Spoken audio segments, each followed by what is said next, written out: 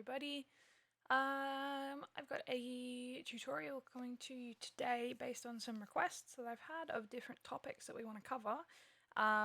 So I've got a session and some files that I've found on Cambridge MT, whole big resource of multi-track sessions and different types of sessions that you can download for your own editing purposes. I've got this one here, the Black Crowns Flames. You can see in here, it's pretty straightforward. You got a whole heap of tracks, and we also have a README file. So if I just open up this README file, probably some good useful information. Raw multi-track from the Black Crowns Flames. This file is provided for educational purposes. Cool, that's what we're doing. We're not releasing anything, and this is the website that it comes from. So if you want to check it out, it's right there. Other very useful info, 24-bit 44.1, so we can make sure our session is set up correctly, and our tempo is 110. That's going to be really useful. So I've already prepared this session, so I've just loaded tracks. Whoop. I've just loaded all the tracks in, and we've got everything running here. Oh, my voice is being a bit glitchy, so let's fix that.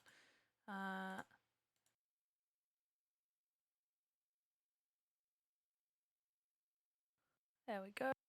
Hopefully that's a little bit better. We might get some CPU errors as we go through, but we'll just go with that. Okay, so we've got this session here. If I swap to my other window, you can see across here, kick, kick out, snare tops, hi-hats, all the way across. This is visually really confusing. So to fix this, I'm going to highlight up until the end of my drums, holding down Shift. There we go. All of them are selected. I'm going to change the color to something. I don't really give a shit about the different types of colors. I got bass and bass, something drastically different to the ones before them. Then we got electric guitars, which are all these ones. Again, holding down Shift to select any of these groups. And then I got lead vocals, lead vocals, lead vocals. And then you can see over here there's my voiceover track. That's where I've just got my voice coming in through a microphone. So if anything glitches in Pro Tools, it will glitch my voice, but that's fine. We'll fix it as it happens. Cool. Okay, so I have this session.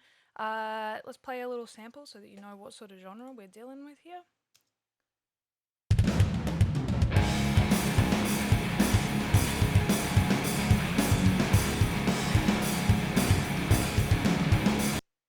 Cool. Something heavy. If we look over here, we can see automatically that it is peaking like crazy. Makes sense because it's all raw files and we haven't done anything to them. So what I'm going to do is I'm going to create a group rather, selecting the first track in my session and going all the way down to the other end and clicking the other. So you can see we've got all these tracks selected here, not my voiceover and not the master. I'm going to hit Command G to create a group with these, and this is going to be, we already have an all group, but this is everything other than the tracks that we're using. So what I'm going to do now is just bring everything down a little bit. So we should have something that we can listen to and we're not peeking the hell out of it. Now, for me to get just a bit of a basic feel of the track, I'm going to zoom out a little bit. I'm going to look for where there are some vocal performances, like down here. And I'm going to play a little bit of this, and then I'm going to go through and do a rough blind mix without actually listening to the full thing in the first place.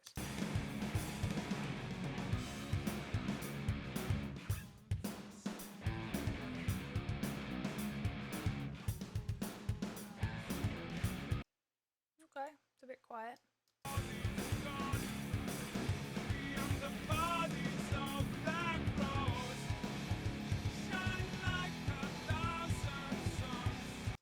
Okay, cool. I got a general feel for it. So obviously with this type of a track, heavier rock stuff, drums, bass, these all need like a big component of the mix. Our vocals are important as well, but we can play with the level of them in a little bit. So to get everything started, I'm going to pull the level of all these tracks down. I'm going to go over to my groups and I'm going to turn that group off.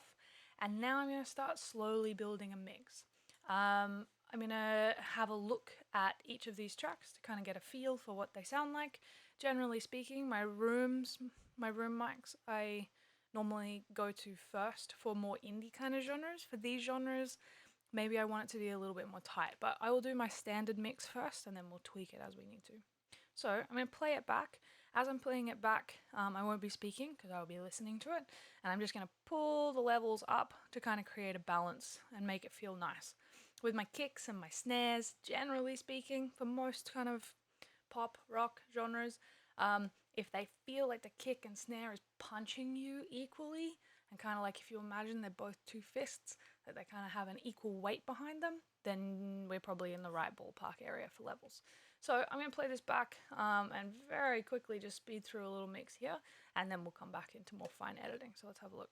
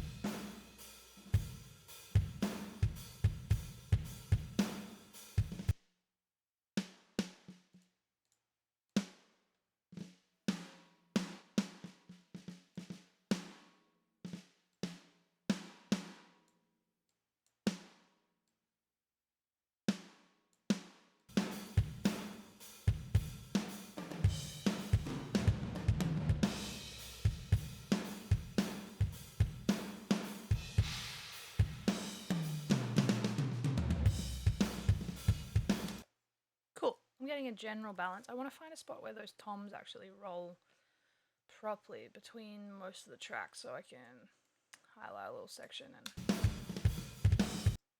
highlight it tighter than that.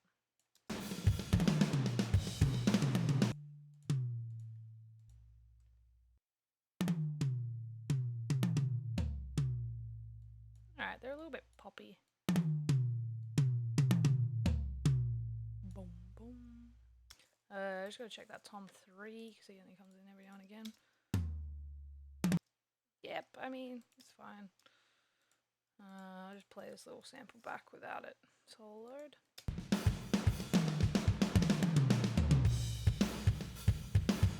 Okay. Come back to it. Alright, down onto the next elements.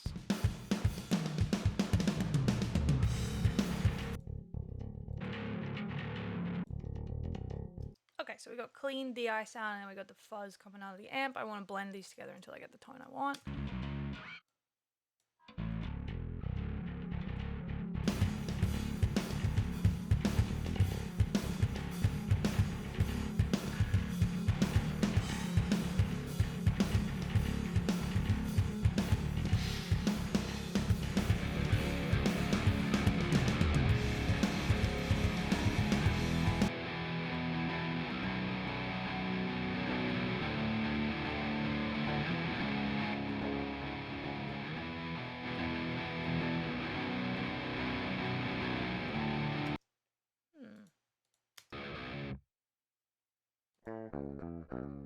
Yeah, okay, DI sounds. I was like, there's this twang coming in there.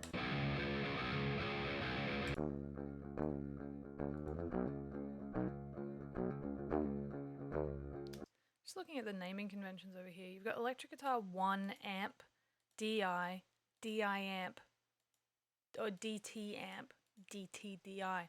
That all say guitar 1. To me, they actually sound like they're coming from the same guitar take, because these two DI versions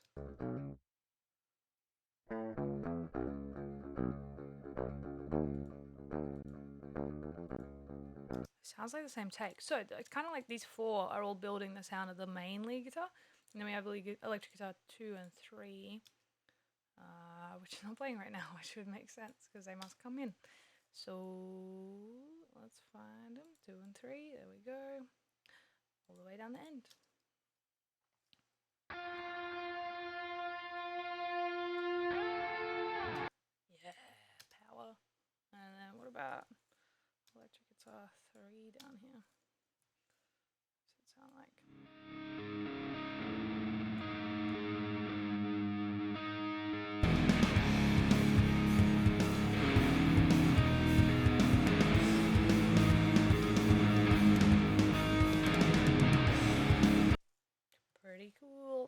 let's go back to this middle section.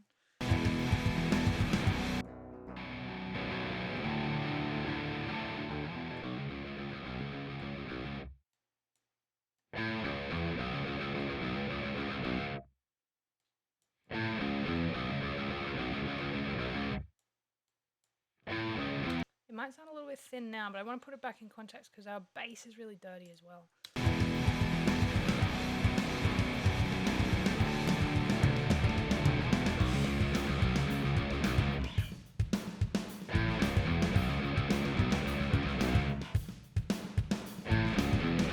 Yep. What about here?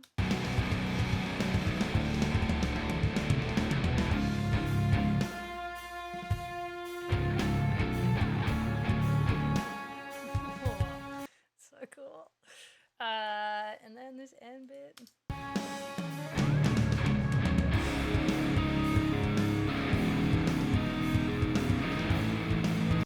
Cool. All coming together. The balance is pretty nice, but that one's gonna need some cleaning up a little bit. Now we just have our vocals. Go to a section where they actually sing would be useful. The bodies of the cross shine like 1,000 suns. Okay, so we're peaking a little bit now. That's fine, because remember we made that group. I can turn that on. And now I can keep the mix exactly the same. I just pull everything down so it sounds exactly how I've just balanced it, but it all is much easier to listen to and not peaking my levels. Gone beyond the bodies of the cross. We can hear when we turn down, our vocals feel way louder. That's just the way our ears are built and the fact that we hear vocal frequencies louder. But we're going to balance to that. The only one I didn't put in was hi-hat.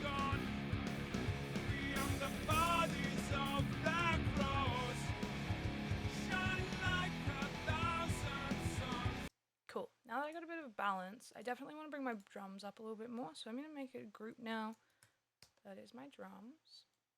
Bring them up a little bit. I'm going to make a group that is my bass.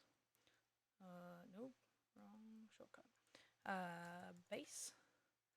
Great. Now I'm going to make one that is all of my electric guitar together. Electric git. And then my 3 vocal tracks together as well. Awesome. Okay. So now let's have a listen. Gone beyond the bodies of the cross, shine like 1,000 suns. Oh, did I delete that? That's what that shortcut did. I wasn't paying attention to. Alright. The cross, shine like 1,000 suns.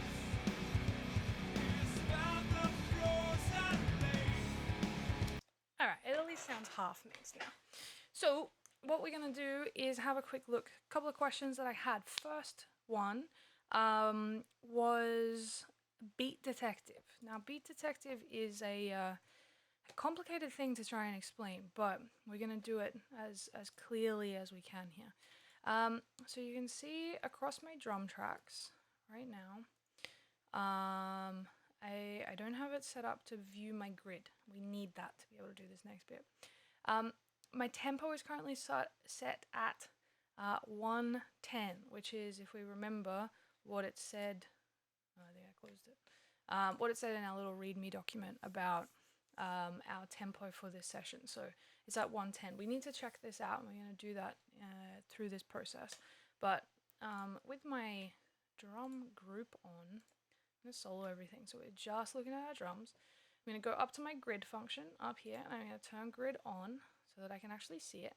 And if you need to be able to see more, like more little fine lines, then you turn on a shorter note, or if you want less lines, you turn on a bigger note. But for us, 16th notes around there is fine.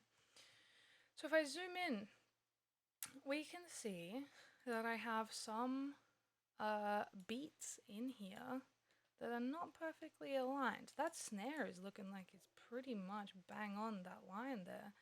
But some of these other hits, we would assume that this hit is played a little bit early and it should start where this grid line is.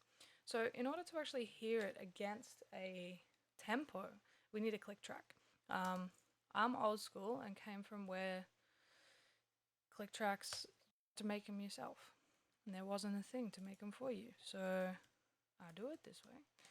You go click, we go in here, go to plugins, go to instrument, go click, add a click. Great. Now this is going to play in our session. Is it synced to our BPM? Let's find out. Should be. So we need to be able to listen to that guy as well. Let's see what we can hear.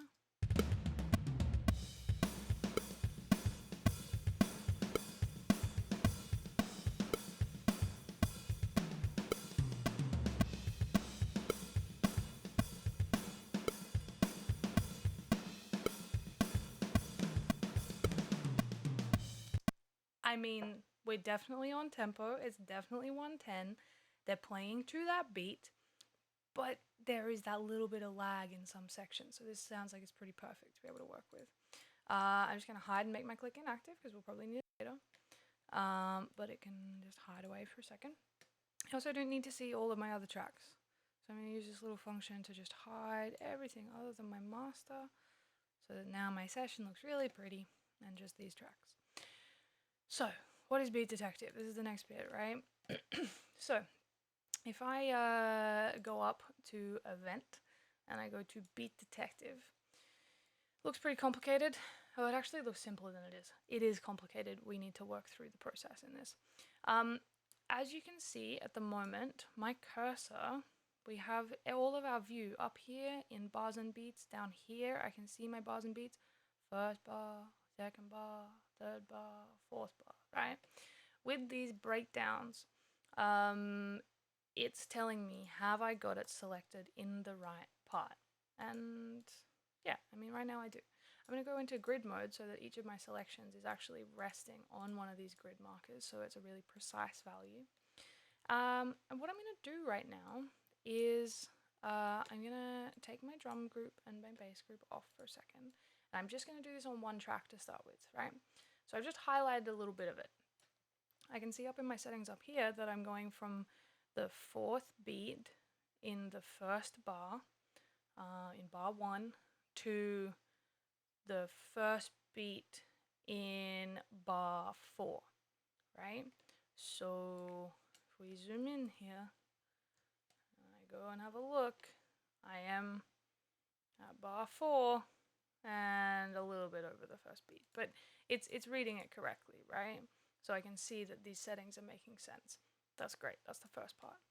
So let's say we zoom in on this track and we want these to be on these grid markers, or maybe even, there we go, like maybe this one on this marker and this one on this marker. So we just want to tighten them up a little bit.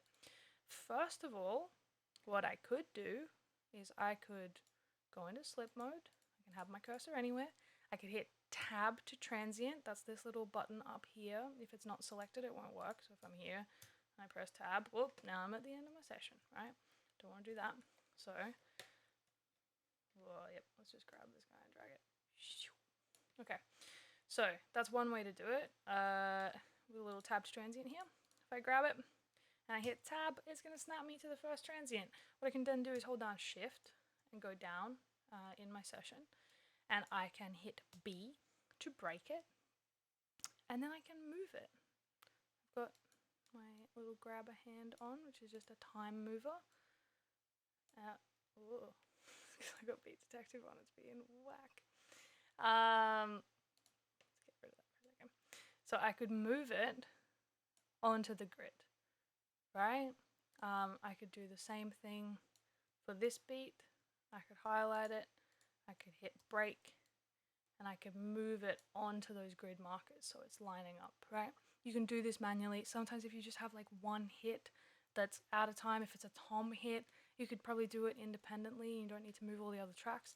If it's a kick hit, this is my kick, We can scroll down and you can see that that kick is in the overheads, it's in the rooms. If we don't move those overheads in those rooms as well, you're going to be hearing the reverb before you hear the actual hit, or weirdly after, and it's not going to make any sense. So in those situations, if you are manually doing it, make sure that all of your drum tracks are selected and you're moving everything together, because then it's going to be really happy and sound natural, like sound works. Because we have our transient down here. If I just hide all these other tracks in between for a second, you can see that this is my kick hit coming in right at the very start, and then there is a little gap before the sound travels to my overheads, and then there's a bit more of a gap until the sound gets into the room mic, and then there's a way bigger gap until the sound gets into the additional room mic. So this space of time is what makes this feel like a room mic, and this feel like overheads, and this feel even more distant. So if you're not paying attention to that, you're going to end up with a mix that is sounding real weird. Okay, so if you've got 1 or 2 hits, you can manually do it. It's totally fine.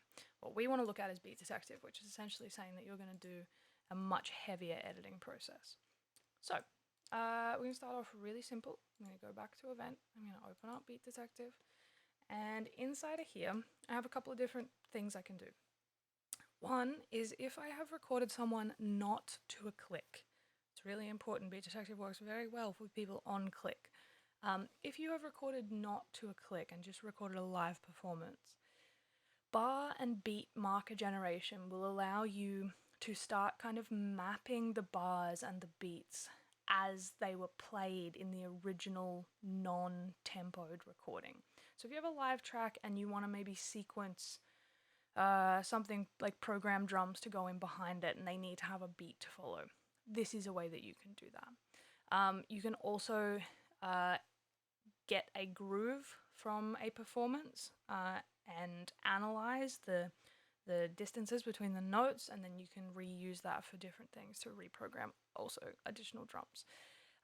What we want to do is we want to keep our existing recording because it was recorded to a click, and we want to separate these hits that are out of time into new little audio files, and then we're going to conform them and lock them to the grid. We have a few settings we can choose in there, and then we're going to smooth it all out with fades, crossfades, filling in the gaps.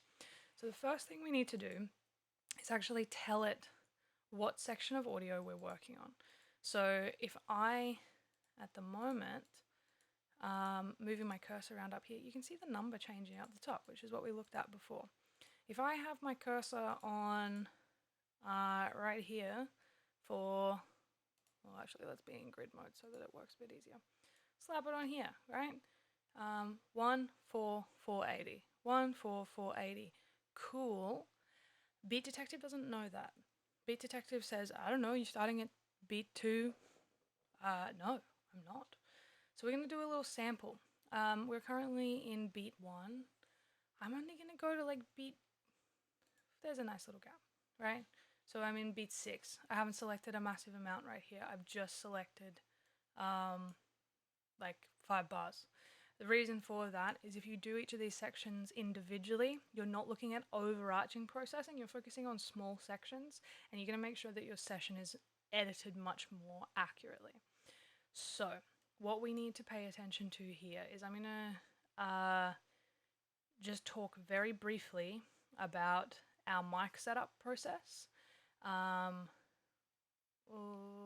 I'm just going to talk about it.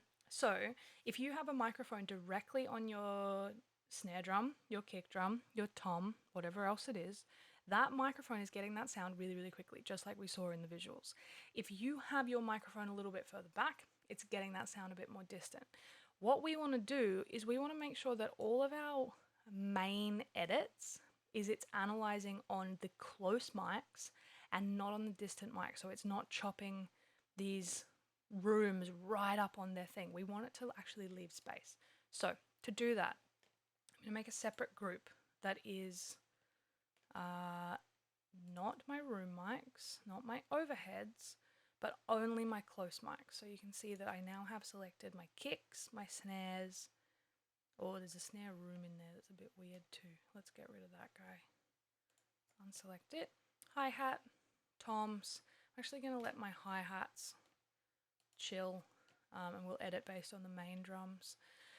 Toms, great.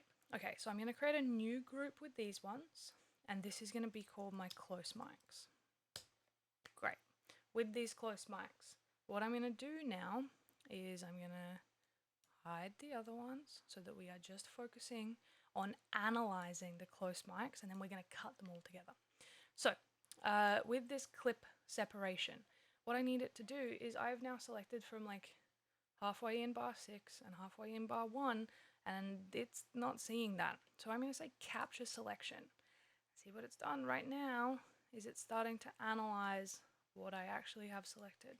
It's still not perfectly accurate, so I'm going to grab a random bit, highlight it again, that'll do, capture selection, there we go. Look at that, those numbers match these numbers pretty much. Cool, so to do this, I also went up to 32 notes, I think, so let's capture selection again, make sure that it's pretty happy. I just get a full bar so that I know that it's analyzing properly. There we are, so 1, 3, 6, 3, capture selection. Great, it's happy, it knows what I'm looking at. Okay, so now what we're going to do is we're going to go analyze. It's going to take a little second, it's going to think about it. Great, it's analyzed. Now, our sensitivity is currently at 0, which means it's not looking for anything. But as I raise this sensitivity up, you can see all of these little purple lines starting to form. Now, each of these purple lines is where there's going to be a cut, and it's going to chop my audio. Now, some of these are pretty good. Some of them are not doing a great job down here. At the moment, I could say that I wanted it to look at whole bars and only analyze whole bars. And you can see that it's a bit confused by that because there's much more going on in this track than single bars. With beats, we have key hits in between that, but this track has a lot more going on, so I need it to be analyzing on sub beats. So what I'm going to do is I'm going to play with my sensitivity here, and I'm going to zoom in a little bit so I can actually see these hits properly. I want it to, this guy's going to be a little bit whack, but that's fine. We'll come back and we can manually touch up any of these issues. Generally speaking, it's done a pretty good job of analyzing these waveforms. These are all pretty much on the money, right? So, to fix this, what are we going to do? Now that it's analyzed based on these waveforms, I can bring my other tracks back in and select them as well. So, what we can start to see, I re-clicked out of the selection, so it's not super happy. And now it's applied that setting all over the top of it. So we analyze from 1, 3 to 6, 3. 1, 3, 0 to 6, 3, 0. Cool, it selected it properly, right? And we can see that these settings have just copied over now. If you deselect, just look at what it's analyzed for inside of Beat Detective and then match that to what you've selected on your screen. Great, now we can look at the thing I was talking about with the kick drum. So over here, you can see that there is a line that is lined up nice and neatly with my kick drum individual close hit, but not for these ones, which is great, because if I'm chopping these and moving these, I want them to move together, so that's all fine. So now that that's selected and my session's ready to go, what I'm going to do is I'm going to hit separate. And this now has taken every one of those lines on every one of those tracks and snapped it to an individual new waveform. Cool. Okay, now we're still not going to touch anything. We're going to go to the next part, which is clip conform. This is where we're going to move it onto the grid, right? So with this clip conform, we're still in the same section. 1 is the strength. How intensely do we want it to move it? Yeah, all the way. Go the whole way. Move it onto the grid.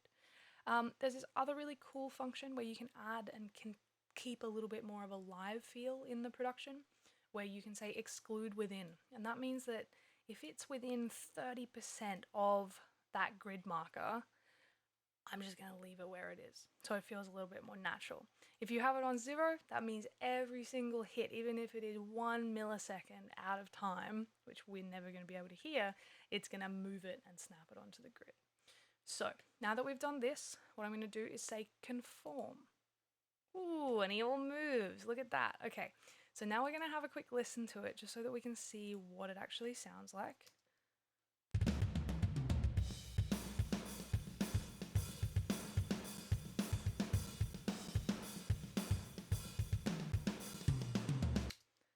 Cool.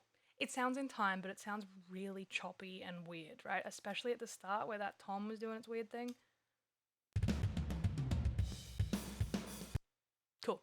It's in time. That tom we need to come back to and have a quick little look at. This one down here, tom 4. We'll come back to that guy. But generally speaking, it's tight, it's on time. The reason why it sounds glitchy and weird is if we look between these, there's a whole heap of little pieces of digital silence. All of those digital silences when our speakers drop all the way to 0, so it sounds real weird. That's why it's so choppy, right? Now the next cool part, edit smoothing. With edit smoothing, we have 2 options. One is fill all gaps. What that means is it will drag the ends of these waveforms back out to fill in the space with the tail of the previous hit. So we have no doubling up of files. Sometimes if you've had to move it really drastically, if it's been very, very out of time, then you would need to maybe do a little bit of manual editing over the top to make sure there's no little double hits that have dragged back in. But the other one, which I don't know why you wouldn't do it, is fill and crossfade. And then how big do you want your crossfades to be? For this, for really tight drums, so long as we are just returning the waveforms back to 0 so our speakers aren't popping, that's the main thing. 5 milliseconds is quite short. I like to go a little bit shorter at about 3 milliseconds. But when I hit smooth, you can see this gap right here now. When I hit smooth, it'll disappear. There you go. And there's a little fade that's been added into that. So now, if we have a listen to it.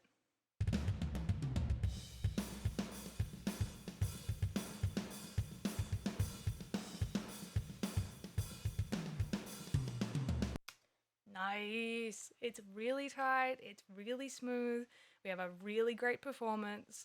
I think that tom is actually sounding okay. But again, let's put it into context. I'm going to unsolo them so that we can hear the whole thing all together.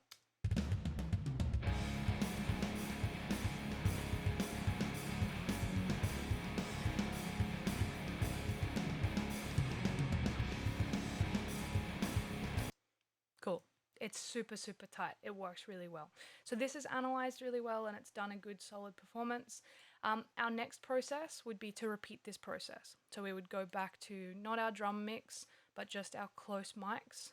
And with our close mics group, then we would be selecting a new selection of audio, going back to clip separation, analyzing our audio. Before we did that, capturing the selection so it's highlighted the right part, then analyzing the audio so that it's analyzed it properly, adjusting our sensitivity so that we are accurately picking up the individual hits. So that's probably even a little bit intense for this section. Drag it back a little bit. Cool.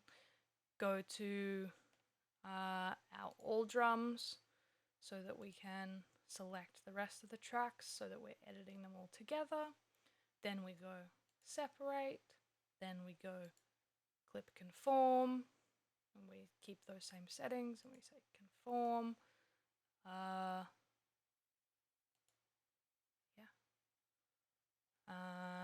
And then we listen to it.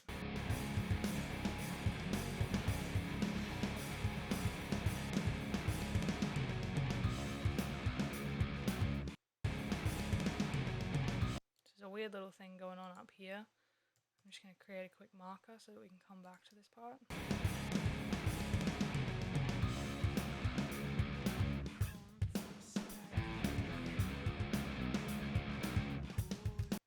Cool. It's relatively easy. I'm now going to highlight a section and I'm going to make sure it matches up with this, which it doesn't right now. 13, 3, 7, 2, 0. Great, highlight that whole part. Sick. Just recapture my selection, make sure it's working on the same thing. Now I'm going to go to edit smoothing, fill crossfades, gaps and smooth, listen to it again.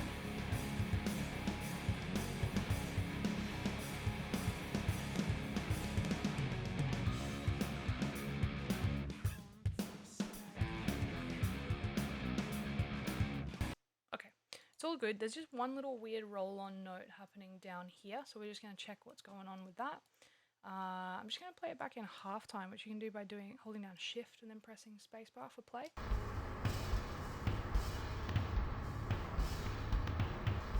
Okay, so it's this weird little double glitch that's happening in the middle here. What I'm going to do is I'm just going to go back into slip mode so that I have free access. I'm going to grab and drag this across. Yeah, I mean, I think it's just made an extra little cut. And, so we can see in here, there's this original snare hit, which is pretty much on the grid, and it's moved the other one, weirdly into kind of a space in between that. So we actually just don't want that middle edit that it's done in the center.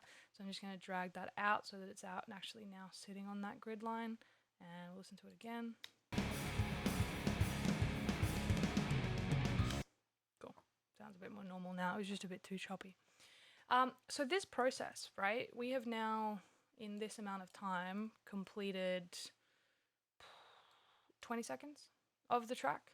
I would, now that you know that it's analyzing and you have this method of doing it properly, analyzing it correctly, selecting everything and making sure you analyze based on the close mics and then apply that setting to your distant mics, then conforming them, listening to it, smoothing them, listening to it, and going and then correcting any fine errors.